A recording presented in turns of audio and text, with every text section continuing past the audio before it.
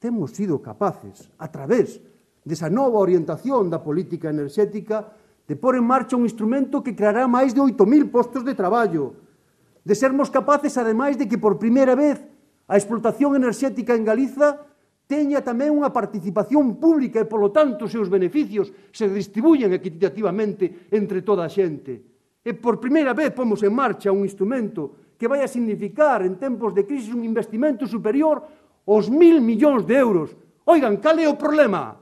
Que é o que está mal? Déixense de tonterías a partir de agora. O que considere que este mal, que diga o que, e que señale a empresa que quere que quitemos do concurso, que digan cal é o que está mal e hai que retirarlle a concesión, e ao mesmo tempo que sean capaces de decirlle a que empresa foránea do país queren favorecer e colocar no seu lugar. Que o digan. Un estatuto cun ámbito competencial de máximos e blindado para conseguirmos así ter instrumentos para xerar benestar para a cidadanía galega e non ter que estar todos os días litigando no Tribunal Constitucional. Que digan se sí ou se non. O BNG é favorable a esa perspectiva de máximos e blindada. Terceira cuestión, unha financiación xusta para podermos exercer todas as nosas competencias con garantías.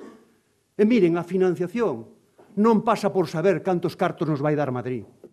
A financiación pasa por sabermos con cantos cartos nosos nos podemos quedar sin mandarlos a Madrid. Esa é a base fundamental.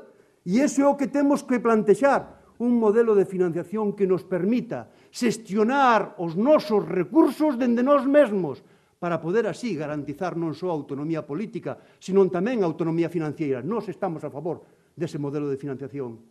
Os demais, que pensan? Seguir de pedichóns en Madrid? Seguir mendigando en Madrid algún euro máis? Ou autorresponsabilizarnos do noso futuro? Esta é a nosa proposta, que digan os demais cal é. E nós hai unha carta cuestión básica e fundamental no novo estatuto. E é conseguirmos un estatus xurídico para o noso idioma, para o galego, ao mesmo nivel co castelán. Agora que tanto falan de bilingüismo, que nos digan uns e outros se están dispostos a darlle un estatus xurídico ao galego ao mesmo nivel co castelán. Nós sí, que digan eles se sí ou se non.